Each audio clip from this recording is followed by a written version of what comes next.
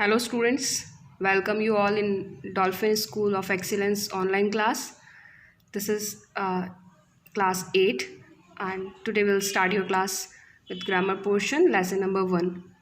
So in this chapter we just revise your previous classes syllabus. Okay, पहले की classes में जो आप टॉपिक्स पढ़ के आ गए हो, आज की जो क्लास है आपका जो लेसन 1 है वो रिवीजन है. तो हम जो प्रीवियस क्लासेस के आपके कुछ टॉपिक्स हैं उनके बारे में डिस्कस करेंगे. पहले फर्स्ट क्लास में हम उन्हीं टॉपिक्स को डिस्कस करेंगे और उसके बाद हम स्टार्ट करेंगे नया टॉपिक. ओके, तो फटाफट से हम देख लेते हैं कि आपकी प्रीवियस क्लासेस में जो आप पढ़ते हुए आ रहे हैं वो चीज़ें आपको क्लियर है या नहीं है. तो यहाँ हम देखेंगे, डिस्कस करेंगे हम definition and kinds of sentence. ये सेंस लिखा हुआ है, सेंटेंस है यहाँ पे, ये स्पेलिंग मिसप्रिंट हो गई है. ठीक है, तो इसको क्लियर कर लेना ना. ये है definition and kinds of sentences. Second topic है आपका parts of sentences.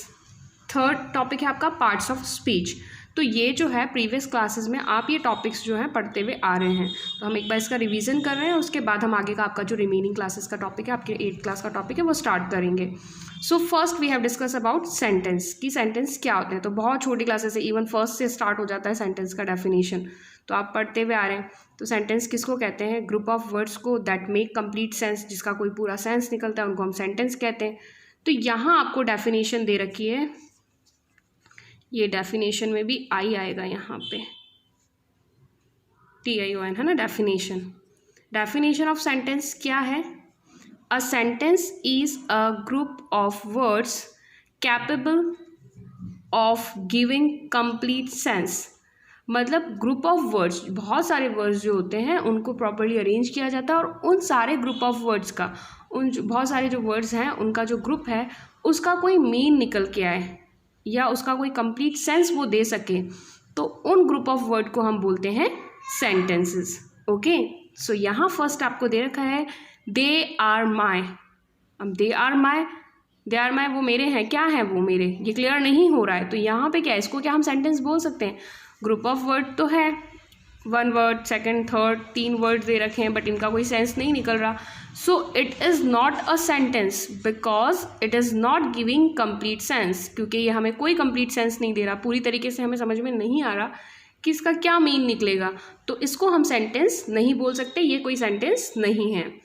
They are my, यहाँ तक ऊपर आपको सेंटेंस आपको दिया हुआ था ये ग्रुप ऑफ वर्ड्स. अब इसके आगे आपने ऐड कर लिया फ्रेंड्स. तो ये क्या बन गया? वे मेरे फ्रेंड्स हैं. तो अब हमें क्लियरली हो गया, समझ में आ गया, इसका कोई सेंस निकल गया. तो इसको हम बोलेंगे it is a sentence because it is giving complete sense. तो अब ये क्या दे रहा है? हमें कंप्लीट सेंस दे रहा है. तो हम इसको क्या बोलेंगे? सेंटेंस बोलेंगे.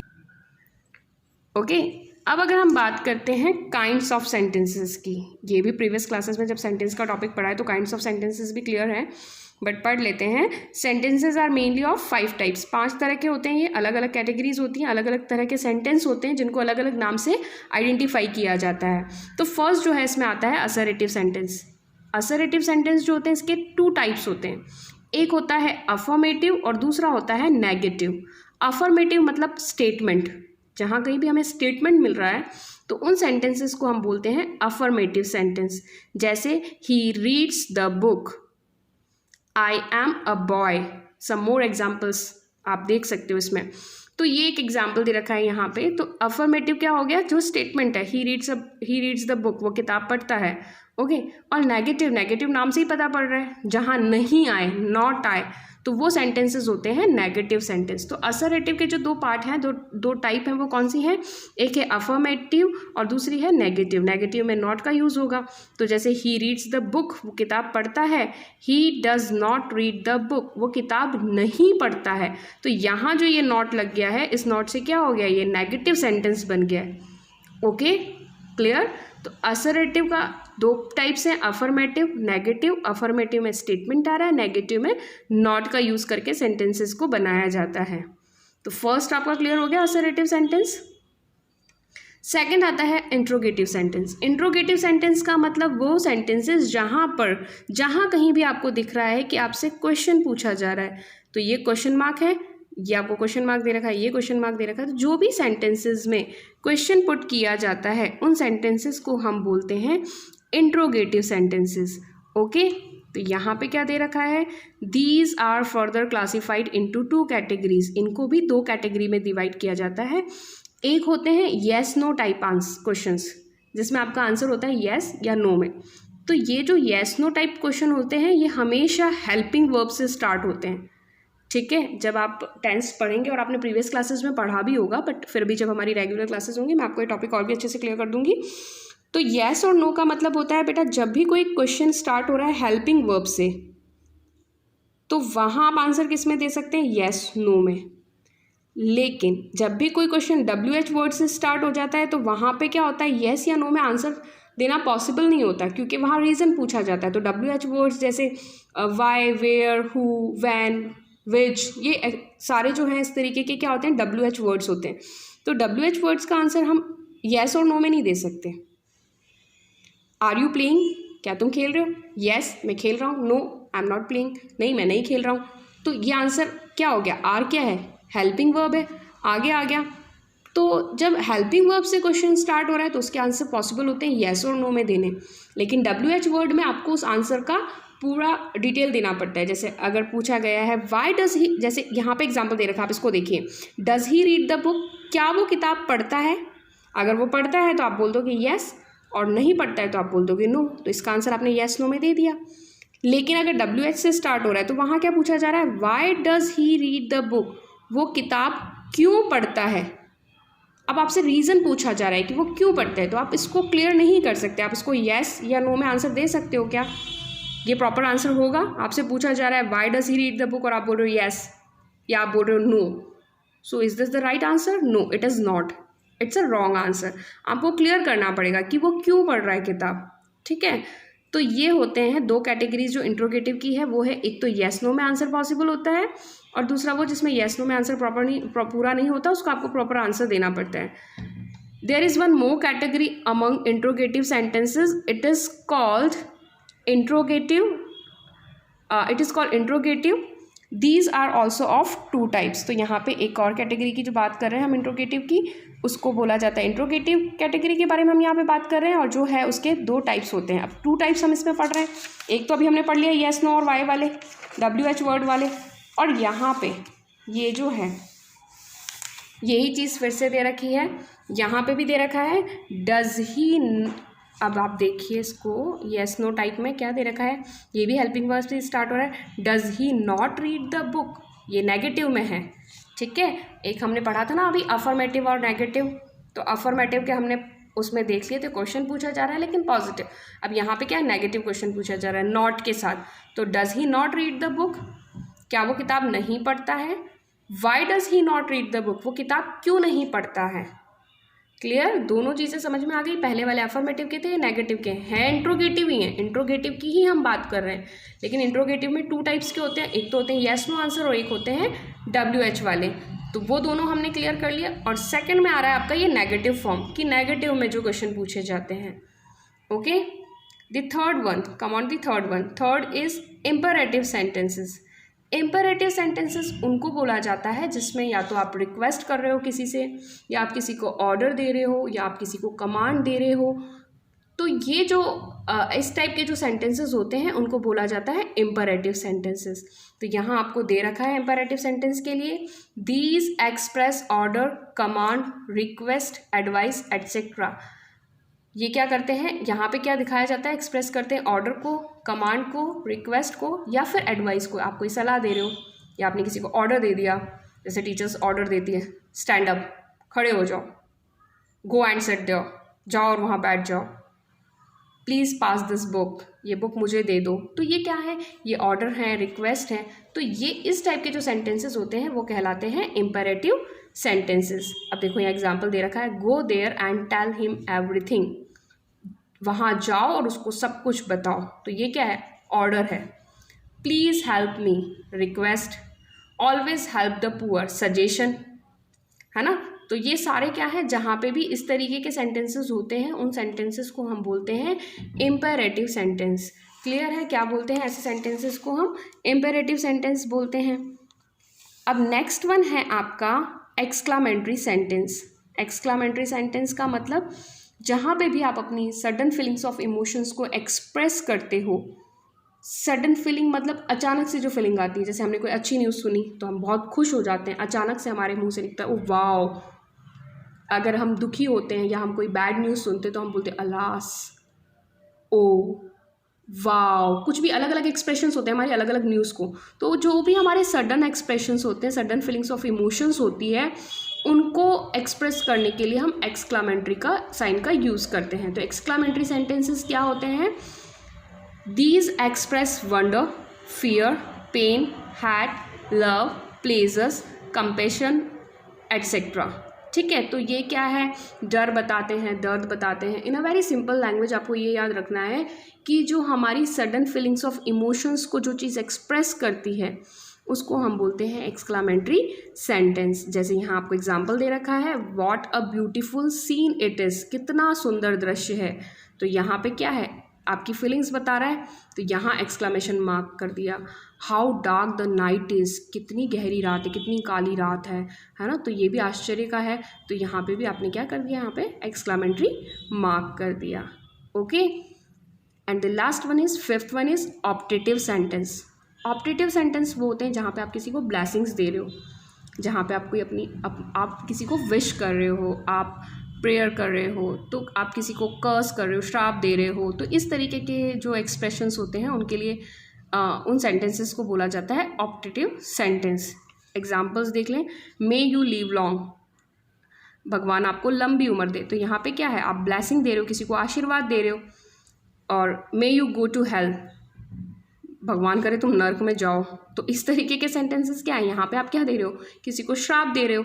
तो ऐसी चीज़ें जहाँ आप किसी को ब्लेसिंग्स दे रहे हो या किसी को कर्स दे रहे हो, श्राप दे रहे हो, या आप किसी के लिए प्रेयर कर रहे हो, किसी को विश कर रहे हो, तो इस टाइप के सेंटेंसेस को हम रखते हैं ऑप्टेटिव सेंटेंसेस की कैटेगरी में। ये आते हैं ऑप्टेटिव सेंटेंसेस में। ओके, यहाँ नोट आपको दे रखा है, question mark is put at the end of interrogative and interrogative sentences while exclamatory mark is put at the end of exclamatory and optative sentences। अब यहाँ पे दे रखा है क्वेश्चन मार्क, तो क्वेश्चन मार्क आपको पता है इंट्रोगेटिव जो सेंटेंसेस होते हैं वो कौन से सेंटेंसेस होते हैं? जहाँ क्वेश्चन पूछा जा रहा है तो आपको उनके एंड ऑफ द सेंटेंस क्या मेंशन करना है? क्वेश्चन मार्क मेंशन करना है। और एक्सक्लामेटरी और ऑप्टेटिव सेंटेंस जो होते हैं उन दोनों ही सेंटेंसेस में आपको एक्सक्लामेशन मार्क को मेंशन करना होता है। तो ये आपका सेंटेंसेस का टॉपिक क्लियर हो गया। सेंटेंस की डेफिनेशन पढ़ ली, 5 काइंड्स ऑफ सेंटेंस पढ़ लिए, और सेंटेंस की काइंड्स के जो टाइप्स हैं उनको भी हमने डिस्कस कर लिया है। अब नेक्स्ट आपका टॉपिक आता है पार्ट्स ऑफ अ सेंटेंस। जब भी हम सेंटेंस पढ़ते हैं तो सेंटेंस के हमेशा 2 पार्ट होते हैं। शुरू से ही आप पढ़ते हुए आ रहे होंगे, जूनियर क्लासेस में ये टॉपिक बहुत अच्छे से क्लियर हो जाता है, sentence and parts of sentence. तो उसमें सेंटेंस के कितने पार्ट्स होते हैं? यहाँ देखो आप, पार्ट्स ऑफ अ सेंटेंस। तो एवरी सेंटेंस हैज़ 2 पार्ट्स। उसके कितने पार्ट्स होते हैं? सेंटेंस के 2 पार्ट्स होते हैं। कौन कौन से होते हैं? एक होता है सब्जेक्ट और दूसरा होता है प्रेडिकेट। सब्जेक्ट मतलब जिसके बारे में बात की जा रही है, जिसकी बात हो रही है, वो होता है सब्जेक्ट, और उसके बारे में जो बात हो रही है वो होता है प्रेडिकेट। ओके, तो सब्जेक्ट को हम देख लेते हैं। इट इंक्लूड्स नाउन, प्रोनाउन और a verb acting as noun. तो इसमें कौन कौन आते हैं? नाउन, प्रोनाउन आते हैं, या फिर जो वर्ब जो एक्टिविटी उस टाइम पे हो रही है नाउन की, उसको लेकर के अगर सब्जेक्ट से रिगार्डिंग रेडी किया गया तो वो सब्जेक्ट होता है। और प्रेडिकेट क्या होता है? एक्सेप्ट सब्जेक्ट, जो सब्जेक्ट है जिसकी हम बात करें, जो स्टार्टिंग में जिसके बारे में सेंटेंस चल रहा है, उसके अलावा the rest part of a sentence is called predicate. उसके अलावा जो कुछ भी बचा हुआ है वो क्या कहलाता है? प्रेडिकेट कहलाता है। It begins with verb. तो ये किससे स्टार्ट होता है? वर्ब से। तो नॉर्मली हम सेंटेंस फॉर्मेशन जब सीखते हैं तो हम देखते हैं सब्जेक्ट प्लस वर्ब और प्लस ऑब्जेक्ट। ठीक है, तो ये सब्जेक्ट तो सेपरेट हो ही गया, और उसके बाद आ रहा है वर्ब। तो वर्ब के बाद वाला जो क्या है वो क्या है? प्रेडिकेट हो जाता है। ठीक है, तो ये फॉर्मेशन होती है। अदरवाइज जो जब आप टेंस करेंगे तो आपको क्लियर हो जाएगा कि हेल्पिंग वर्ब क्या होते हैं, उनको कैसे चेंज करना है, ऐड करना है, जो भी है व्हाटएवर। ठीक है, तो अब यहाँ पे हम एग्जांपल देखते हैं। Aditya is playing. So Aditya क्या है? सब्जेक्ट, इज क्या है? वर्ब, हेल्पिंग वर्ब बोलते हैं इसको, और प्लेइंग क्या है? ऑब्जेक्ट। ठीक है, तो आदित्य के बाद इज से क्या हो गया? इज प्लेइंग क्या हो गया? प्रेडिकेट हो गया। तो सब्जेक्ट क्या है? आदित्य, आदित्य के बारे में बात हो रही है, और इज प्लेइंग क्या हो गया? प्रेडिकेट हो गया। ठीक है, ये क्लियर हो गया। इसी तरीके से second, he is a good man. तो आदित्य आपका क्या है? नाउन है, ही क्या है? प्रोनाउन है। तो he is a good man, तो ये आपका ही हो गया सब्जेक्ट और is a good man. Remaining जो बच रहा है हमने पढ़ा था rest part of a sentence, तो रेस्ट पार्ट ऑफ सेंटेंस क्या है, इज़ अ गुड मैन, तो ये हो गया आपका प्रेडिकेट। ओके, अब यहाँ अगर हम बात करते हैं तो यहाँ पे ना तो नाउन है ना प्रोनाउन है, तो हमने क्या पढ़ा था यहाँ पे कि सब्जेक्ट का जो है इट इंक्लूड्स नाउन प्रोनाउन हमने देख लिया, नाउन का ये एग्जांपल देख लिया, प्रोनाउन का ये देख लिया। अब हम वर्ब एक्टिंग की जो बात करें तो यहाँ ये सेंटेंस हम देखेंगे, playing is a good habit, खेलना जो है वो एक अच्छी आदत है। तो अब यहाँ पे क्या है, ये वर्ब है, प्लेइंग जो है वो क्या है, वर्ब है, तो ये स्टार्टिंग सेंटेंस इससे हो रहा है, इसके बारे में यहाँ बात करी जा रही है कि खेलना जो है वो एक अच्छी आदत है। तो बात किसकी हो रही है, खेलने की, इस एक्टिविटी की बात हो रही है। तो हमें जो है वो सब्जेक्ट क्या मिल गया, प्लेइंग हमारा सब्जेक्ट हो गया और रेस्ट ऑफ द पार्ट क्या है, प्रेडिकेट है। क्लियर, तो ये तो दो पार्ट है सब्जेक्ट और प्रेडिकेट के, आपको क्लियर हो गए। अब नेक्स्ट टॉपिक आता है parts of speech. Parts of speech जैसे जो है आपकी ऑलमोस्ट ग्रामर इसमें इंक्लूडेड है, सारे पार्ट्स जो हैं आपके ग्रामर के हैं, अलग अलग टॉपिक दिए हुए होते हैं, पर ये पूरा जो एक कंबाइंड टॉपिक है उसको कहते हैं हम parts of speech. Speech means, speech का मतलब क्या होता है, एनी सेंटेंस स्पोकन और रिटन बाय समवन, कुछ भी जो किसी दूसरे के द्वारा लिखा गया है या बोला गया है ना, उसको हम बोलते हैं speech. Different words used in a sentences do different works and they are named according to their work. हर एक सेंटेंस में अलग अलग वर्ड होते हैं जो अलग अलग काम करते हैं, अलग अलग चीज़ों की आइडेंटिफिकेशन बताते हैं। The grammatical classification of these words is called parts of speech. तो ग्रामर में अगर हम बात करें तो जो अलग अलग वर्ड्स जिससे हम आइडेंटिफाई करते हैं कि इस सेंटेंस में किसकी बात हो रही है, मतलब रिलेशंस हमें पता चलते हैं या जो वर्क पता चलता है या जो सब्जेक्ट पता चलता है, तो ये सारे जो हैं ये क्या होते हैं, अलग अलग वर्ड्स होते हैं जिनको हम आइडेंटिफाई करते हैं। और ग्रामेटिकल लैंग्वेज में इनको क्या बोला जाता है, पार्ट्स ऑफ स्पीच बोला जाता है, जो सेंटेंस में हमें आइडेंटिफाई करने में हेल्प करते हैं कि ये कौन सा है। There are 8 kinds of words which are usually found in sentences. 8 kinds of words हैं। It is not necessary that all the 8 parts of speech should be present in every sentence. अब यहाँ जो हम 8 पार्ट्स ऑफ स्पीच की बात करें, parts of speech की बात अगर हम करते हैं तो इसके कितने पार्ट्स हैं, 8 पार्ट्स हैं। लेकिन ये ज़रूरी नहीं है कि जो भी हम सेंटेंस रीड कर रहे हैं उसमें ये 8 के 8 पार्ट्स आपको मिलेंगे, नहीं हो। किसी में नाउन होगा, किसी सेंटेंस में प्रोनाउन होगा, किसी में वर्ब होगा, किसी में एडजेक्टिव होगा, तो ये अलग अलग पॉइंट्स होते हैं। ओके, तो जो 8 पॉइंट्स हैं वो क्या हैं, the first one is noun, next pronoun, verb, adjective, adverb, preposition, conjunction and interjection. Okay, तो ये 8 पार्ट्स जो हैं ये होते हैं आपके पार्ट्स ऑफ स्पीच के। और अभी जो मॉडर्न ग्रामर हुई है उसमें डिटर्मिनर को भी इसमें ले लिया गया है, लेकिन अभी तक जो पढ़ाई चल रही थी, जो बताया जा रहा था, उसमें 8 पार्ट्स ही हैं। इंटरजेक्शन तक का ही पार्ट आपका इसमें आता है। ओके, सो डिटर्मिनर को भी इसमें इंक्लूड कर दिया गया है। अब अगर हम बात करते हैं इनकी, तो 8 पार्ट्स की अगर हम बात करते हैं तो नाउन क्या है, a word used as the name of person, place, thing is called noun.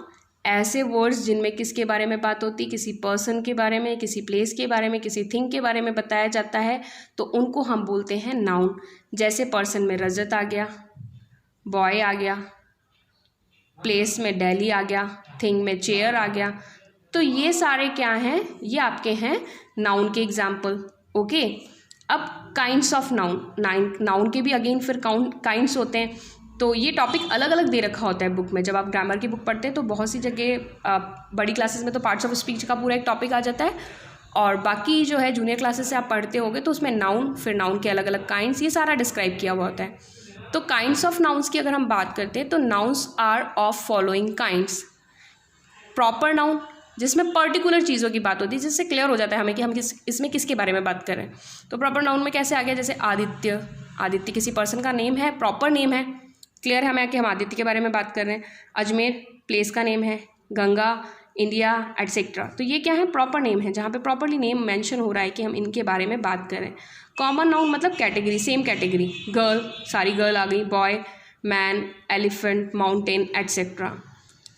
Collective noun मतलब बहुत सारे जैसे फैमिली में बहुत सारे मेंबर होते हैं, क्लास में बहुत सारे बच्चे होते हैं, आर्मी में बहुत सारे लोग होते हैं, क्राउड में मतलब बहुत सारी भीड़ होती है, टीम में भी बहुत सारे, तो कलेक्टिवली जहाँ होते हैं तो उनको कलेक्टिव, जैसे नाम से क्लियर हो रहा है। मटीरियल नाउन, चीज़ें आ गई उसमें, air, oil, soil, rice, water, stone etcetera, ये सब क्या है, मटीरियल हैं। और एब्स्ट्रैक्ट नाउन वो होते हैं जिनको हम देख नहीं सकते, है ना, बट हम उनको फील कर सकते हैं। जैसे ऑनेस्टी, अब ये व्यक्ति बहुत ईमानदार है, ऑनेस्ट है, तो उसकी ऑनेस्टी को हम देख थोड़ी सकते हैं। ऑनेस्टी कहीं नज़र आती है कि ऑनेस्टी रखी हुई है, नो, नहीं नज़र आती ना। इसी तरीके से कुछ ऐसे एग्जांपल्स दे रखे हैं, जैसे honesty, pleasure, peace, bravery, wisdom, childhood, love, hearted, judgement, slavery etcetera. तो ये जो चीज़ें हैं ये हम एब्स्ट्रैक्ट नाउन क्या कर सकते हैं, फील कर सकते हैं। Further these kinds of nouns are categorised as, और इन नाउन की कैटेगरी को डिस्क्राइब कैसे किया जाता है आगे, काउंटेबल नाउन और अनकाउंटेबल नाउन। जिनको हम गिन सकते हैं वो काउंटेबल, और जिनको हम नहीं गिन सकते हैं वो अनकाउंटेबल। तो जैसे book, machine, animal, bird, ball etcetera, इसको तो हम गिन सकते हैं कि एक बुक है हमारे पास या 2 बुक हैं, या आपके सिलेबस में कितनी बुक्स ऐड हैं, मशीन है, एनिमल्स, इनको हम काउंट कर सकते हैं। लेकिन अनकाउंटेबल मिल्क काउंट नहीं कर सकते ना हम कि कितना मिल्क है। ऑयल, शुगर, ऑनेस्टी, इंटेलिजेंस, इन चीज़ों को हम काउंट नहीं कर सकते। नेक्स्ट है आपका pronoun. A word used instead of a noun और on behalf of a noun is called a pronoun. तो वो वर्ड जो नाउन के प्लेस पे, नाउन जहाँ यूज़ हो रहा है, तो बार बार हम अगर किसी की बात करें तो बार बार हम उसका नाम नहीं ले सकते। तो उसके लिए हम क्या करते हैं, अगर हम मेल की बात करें तो हम ही यूज़ करते हैं, फीमेल की बात करें तो शी यूज़ करते हैं। तो नाउन के प्लेस पे जो वर्ड हम यूज़ कर लेते हैं उन वर्ड्स को हम बोलते हैं प्रोनाउन। एग्जाम्पल अगर आप देखेंगे तो I, we, you, he, she, they, it etcetera. Okay, ये सारे क्या हैं आपके प्रोनाउंस हैं। तो आपको ये रीड कर लेना है, लर्न कर लेना है, समझ लेना है। आई होप आपको क्लियर होगा ये सब कुछ, क्योंकि आप पढ़ते हुए आ रहे हो इन चीज़ों को। तो अब काइंड्स ऑफ प्रोनाउंस की अगर हम बात करते हैं तो pronoun are of following kinds. Pronoun की अलग अलग काइंड्स कौन सी होती है? पर्सनल प्रोनाउन, जिसमें एग्जांपल है as, I, we, you, he, she, it, they. या ये वर्ड्स जहाँ पे भी मिलेंगे तो ये आते हैं पर्सनल प्रोनाउन पे। एक्टिविटीज़ आती हैं आपकी फिल करने के लिए, fill in the blanks with personal pronoun. Personal pronoun के साथ आपको एक्टिविटी फिल करनी होती है। पर्सनल प्रोनाउन में कौन कौन आते हैं आपको पता होने चाहिए। Reflexive pronoun, myself, ourself, yourselves, himself, herself, itself, themself etcetera. तो ये हैं एग्जाम्पल्स आपके रिफ्लेक्सिव प्रोनाउन के। Emphatic pronoun as myself, ourself, yourselves, himself, herself, itself, themself etcetera. ये सारी चीज़ें जो हैं ये आपको यहाँ पे मेंशन कर रखा है और इनको आपको लर्न कर लेना है कि कौन किस कैटेगरी में आ रहा है। और बाकी अगर आपको डाउट होगा तो हमारी जो रेगुलर क्लासेस होंगी उनमें एक्टिविटी के थ्रू मैं आपको और भी क्लियर कर दूंगी ये सारी चीज़ें, ताकि आपको कोई कन्फ्यूजन नहीं रहेगा। और आई होप आपने प्रीवियस क्लासेस में पढ़ा है तो आई डोंट थिंक सो कि आपको कोई प्रॉब्लम आएगी, बट फिर भी अगर आपको लगता है तो मैं आपको ये एक्टिविटी के थ्रू और भी ज़्यादा क्लियर कर दूंगी। Okay, when the action done by the subject turns back on reflects upon the subject then it is called reflexive pronoun, and when action is concentrate outside then the same word becomes emphatic pronoun। ठीक है, तो यहाँ note क्या दे रखा है कि जब कभी भी एक्शन जो है वो क्या करता है, सब्जेक्ट के थ्रू टर्न करता है और रिफ्लेक्ट करता है, सब्जेक्ट के बारे में बात कर रहे होते हैं। जैसे हम शी की बात कर रहे हैं तो शी में क्या होगा, शी की अगर हम बात करते हैं तो शी के साथ अगर हम वर्ड यूज़ करते हैं तो हर सेल्फ। आई की बात करते हैं तो माई सेल्फ, है ना। मेल की बात करते हैं तो हिम सेल्फ। तो ये सारे जो वर्ड्स हैं ये एक्टिविटी के थ्रू आपको और भी ज़्यादा क्लियर हो जाएंगे, ये मैं आपको उसके थ्रू समझा दूँगी। और रिमेनिंग है आपका क्लास बहुत ज़्यादा बड़ा हो जाएगा, तो हम चलो ये 4 पॉइंट्स और रिमेनिंग है, इनको भी क्लियर कर देते हैं। नेक्स्ट है आपका डेमोन्स्ट्रेटिव प्रोनाउन। तो डेमोन्स्ट्रेटिव प्रोनाउन, डेमोन्स्ट्रेटिव की जहाँ भी बात होती है आपको याद रखना है, वहाँ बात होती है दीज, दैट, दीज, दोज की। ठीक है, ये भी आप बहुत छोटी क्लासेस से यूकेजी से पढ़ते आते हैं इवन। दिस का मतलब a thing which is one and near to you, एक चीज़ है और आपके पास है तो दिस, एक चीज़ है और आपसे दूर है तो दैट। दीज मतलब एक से ज़्यादा चीज़ है और आपके पास है तो दीज, एक से ज़्यादा चीज़ है, मोर देन वन है और आपसे दूर हैं तो दोज। ठीक है, तो डेमोन्स्ट्रेटिव की जहाँ भी बात होती है, डेमोन्स्ट्रेटिव वर्ड जहाँ आ जाता है वहाँ दीज, दैट, दीज, दोज की बात होती है। अब है indefinite pronoun as one, none, some, someone, somebody, anybody, any, nobody, other, everybody, etc. तो इनडेफिनेट प्रोनाउन में कौन कौन से एग्जाम्पल्स आते हैं ये मेंशन है, ये इनको आप लर्न कर लीजिएगा. डिस्ट्रीब्यूटिव प्रोनाउंस की अगर हम बात करते हैं तो वहाँ पे आता है as, each, either, neither, each, other, etcetera. Relative pronoun as who, which, what, that, whom, etcetera. Compound relative pronoun की अगर हम बात करते हैं तो as, whatever, whichever, whosever, etcetera.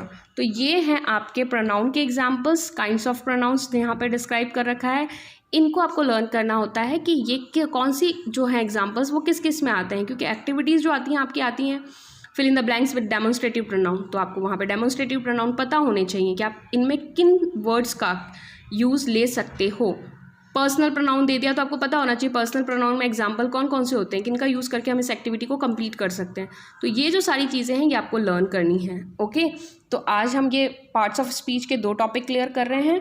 Next class में हम आगे के जो रिमेनिंग आपके रह गए हैं वो टॉपिक क्लियर कर लेंगे और फर्स्ट चैप्टर आपका जो है कंप्लीट कर लेंगे. ठीक है, ये प्रीवियस क्लासेस के हैं. सो आई डोंट थिंक सो कि आपको कोई प्रॉब्लम आएगी, और अगर फिर भी कोई प्रॉब्लम आती है तो आप पूछ सकते हैं. Okay students, thank you.